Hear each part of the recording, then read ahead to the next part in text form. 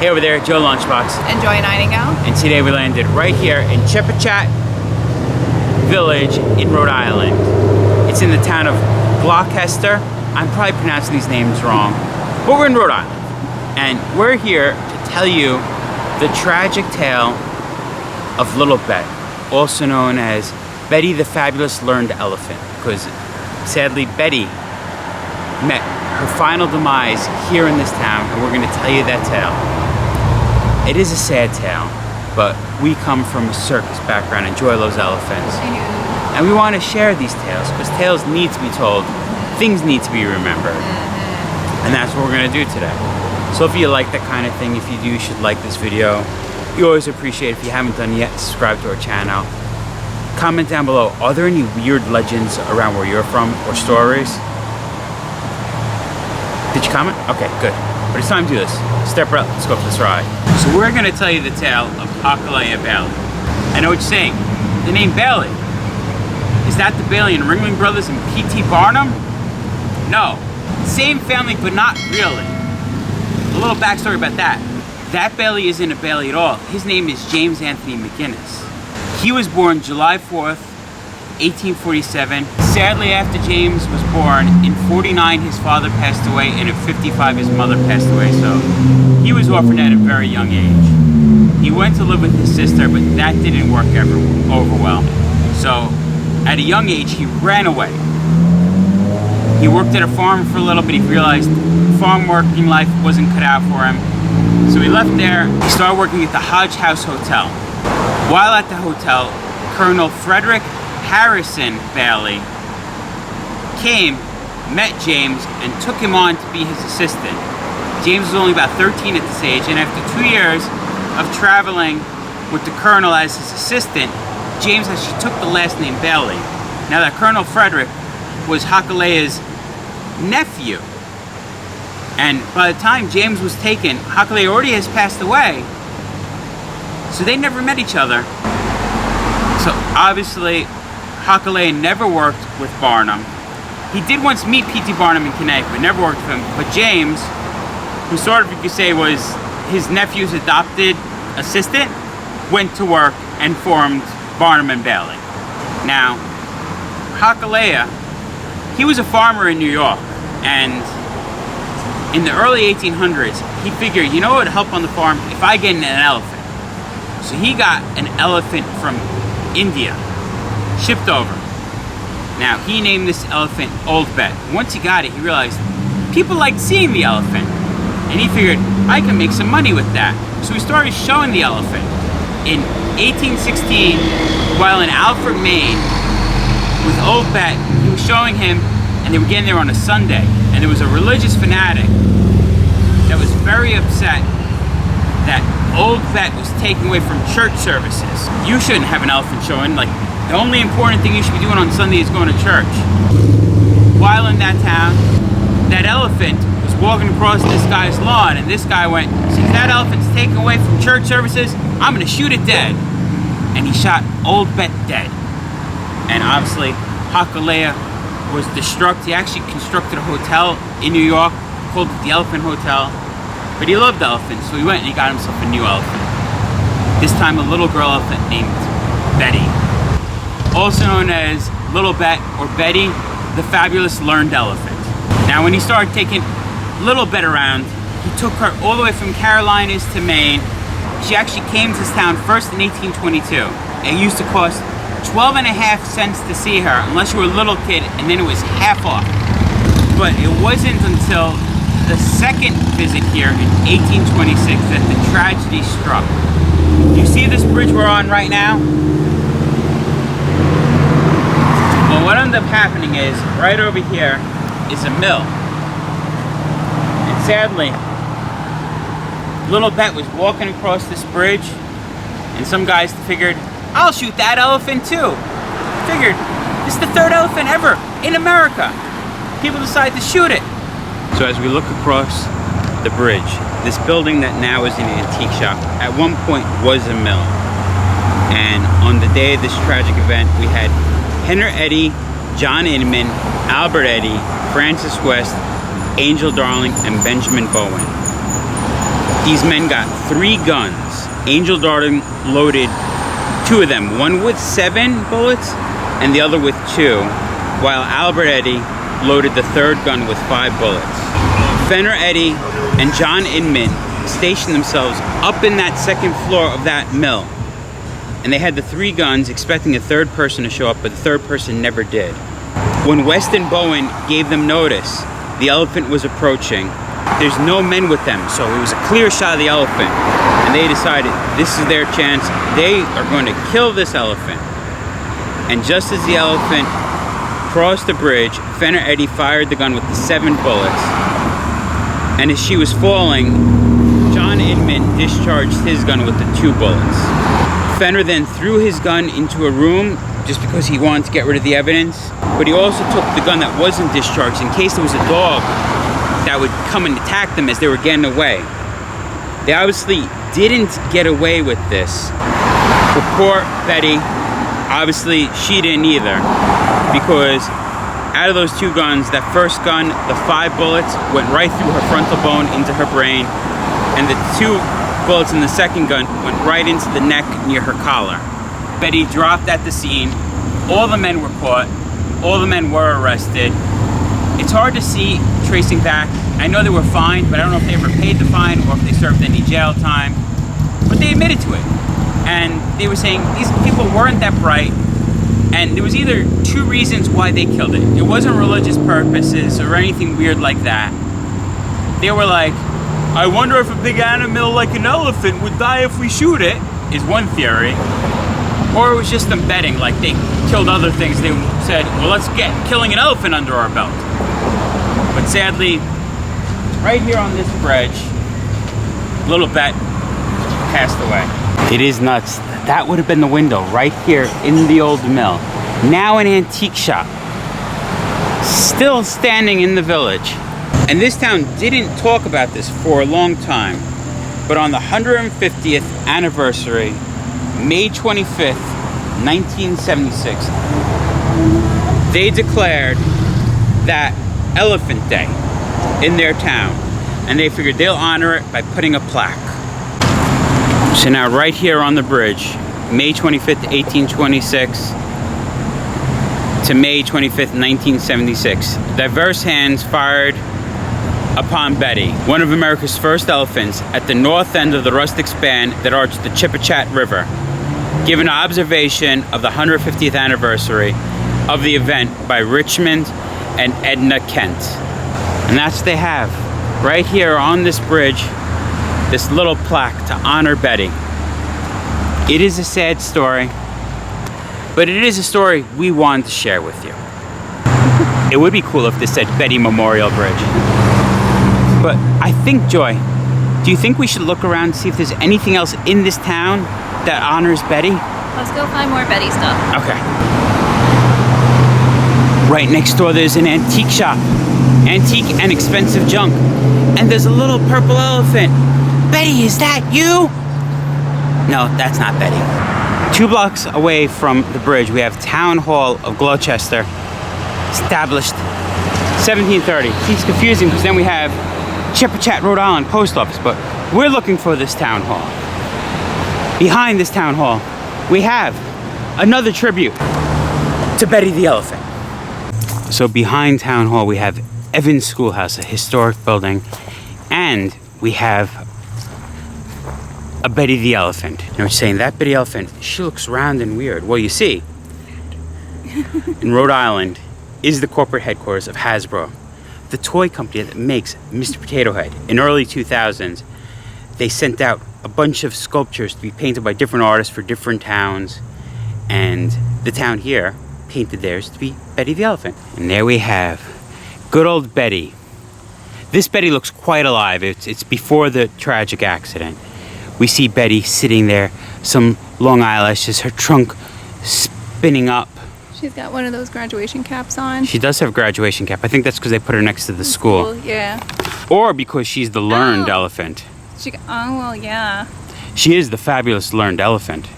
And it is cool that they have this tucked away. You gotta know what you're looking for if you come here. But it's here. There still is the Betty the elephant Mr. Potato Head. Joy loves elephants. Joy needs to get a hug from Betty. From one elephant to the next. Joy's wearing her I Love Lucy shirt. Not Lucy the sitcom, but Lucy the big hotel elephant in Margate, New Jersey on the Jersey Shore. We do love elephants in our family, so that's why we had to bring this to you. We also are part of a circus. And Joy, what do they say about us circus animals? What do they say about circus animals? I'm thinking on with the show. Us circus animals have to stick together. But Joy, we did it. You're here. You're with Betty the elephant. Yeah. I wish she was alive, but I don't think she would still be alive today. No. It was sad. She was only 12 when she got killed, and for an elephant, that's still a child. They don't hit their like adulthood till mid-20s. So he had her from I think age of 2 to age of 12, and that's when she sadly passed. It is amazing that they actually are really like the Mr. Potato Heads. I remember those eyes and those ears when I was a kid. Even those feet. I do like that Betty has her trunk going up. Joy would like that because Joy collects elephants and only... Trunk up only. Why trunk up only? Because it's good luck. Okay. That's what Joy's grandma told her, so that's what we do. And it is cool that the way the arms positioned, so you really could get good Like selfies. Yeah, good hugs from Betty. Like bringing me in. We got it. See, here's the question. It's pretty cool seeing this Betty the elephant as a Mr. Potato Head. Another day, would you like to see us drive around Rhode Island and find as many of these Mr. Potato Heads as possible? Because there was a lot in the early 2000s, but some still exist. Would that be something you'd be interested in? Comment down below. But I do want to apologize, Betty. I do have to check one thing. Do you have junk in your trunk? Because as a kid, the Mr. Potato Head, you'd open the back, and that's where you would put stuff in. That's so cute. They do. They do have it. Obviously, it doesn't open because this is a sculpture, but they have it like a Mr. Potato Head where the back would open, you'd put all your pieces in. I love it. Elephants are great animals. World's biggest land animal. Pretty cool. Pretty cool indeed. I was going to try to tie the thing into like the big animals. If you stand on them, you're high. Because we're not that far away of the highest point of elevation in Rhode Island. And me and Joy have been trying to get to all 50 states, the highest point in every state. But there wasn't a good joke to really tie it in. I know, you're like, does it really go for this video? No, except that it's really close to here.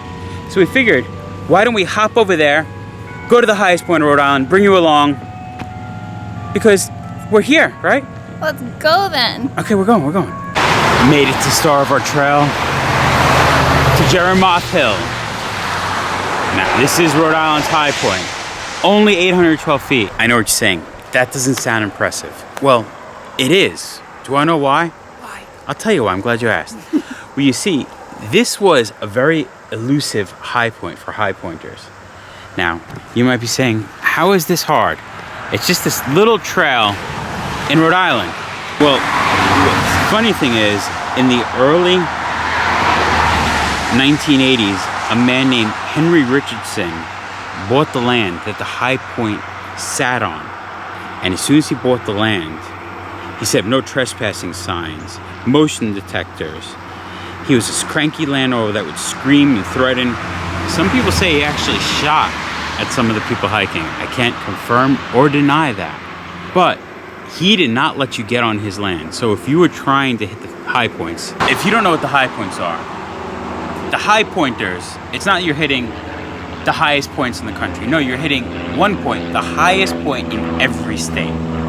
Now, if you've been following our channel for a while, we have brought you to the highest point of New Hampshire, New Jersey, Indiana.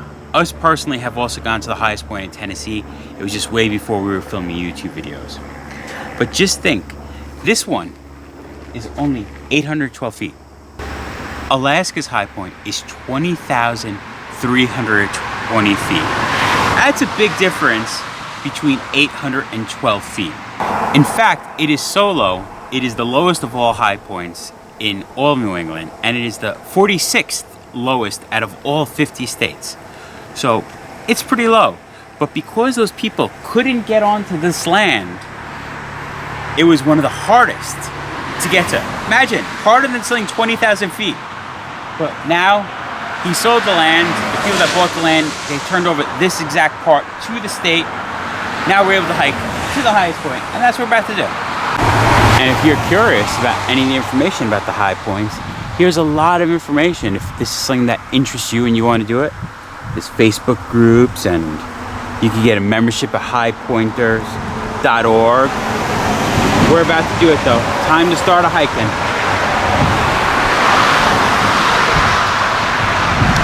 Look at this, no hiking boots?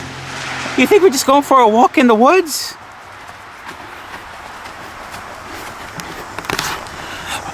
We got an arrow saying it's that way. Jerimoth Hill, straight ahead. This sign fell off. You can see where it was once bolted, but since it's not bolted anymore, someone just put it to a stick. It's pointing that way. And I have to say, for hiking trails, it might be hard to find it on the side of the road, but once you find it, every 5 trees there's a sign, and I don't think you're gonna lose the trail. This is a pretty wide trail. Obviously, it's not a paved path, but it is pretty flat with pine cones and pine leaves and 1 or 2 rocks, but easy. If you're thinking about doing high points and you're like, I'm not ready for Alaska, this is going to start. I heard Delaware, you just drive up to it. We haven't got to that one yet. No, one day. The other one that we drove to, it was like right there also. Indiana's was right there, and Jersey, there's a tower, and you think, oh, I could just drive to the top until you start climbing the stairs to the top of the tower. Yeah, forget that. As we're making our way to Jerimoth Hill, I figured we should survey the situation. Get it? Because it's a Coast and Geodeck survey station marker, stamped Jerimoth 1968, right there. This is a good sign. It's showing us which way we have to go. We have to make this turn and then turn right there. And there it is. The highest point of elevation in all of Rhode Island at 812 feet. I feel like I'm in the movie 7. What's in the box? What's in the box? Free. Keep nature wild. High points. A book. Jerimoth Hill. Welcome to Jerimoth Hill. Please do not skip pages.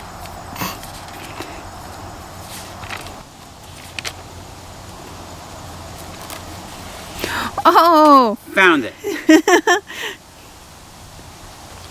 Today's date is the 11th. Today is the 11th. We're actually the 4th person to climb it today. Someone Wow. came from Sioux Falls, South Dakota, Atlanta, Georgia, and Hampton, Virginia. What? Got a sign.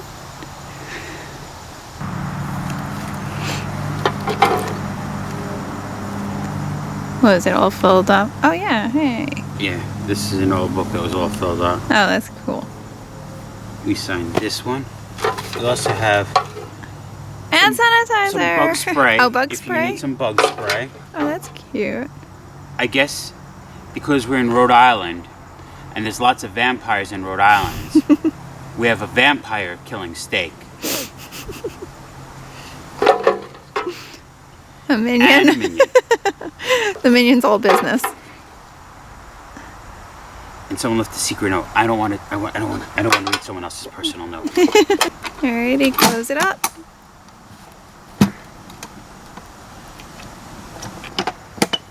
There we go. And we did it. And the cool thing, this land, this rock, like I said, it's Jerimoth Rock. Well, in this town of Foster, this land was originally settled by a man named John Brown. And Jerimoth was his brother, so he named this high point after his brother. You have to get to the top. You made it! I'm king of the world. So Joy, in this state. you've hit the 5th high point for you. Yup. And we got to tell you. Let me get up here with you, Joy. Careful. Where are you? Right here. Hi. We got to tell you about Betty, the fabulous learned elephant. Then the tragic tale of Betty, the fabulous learned elephant. I think we could call this one, Joy. I think so. So, the sad, tragic tale of Betty, the fabulous learned elephant. Been there, done that. Remember, folks, safe travels Good eats. and live life. And don't forget to take a few moments and go for a walk in the woods. We did it. Highest point achieved.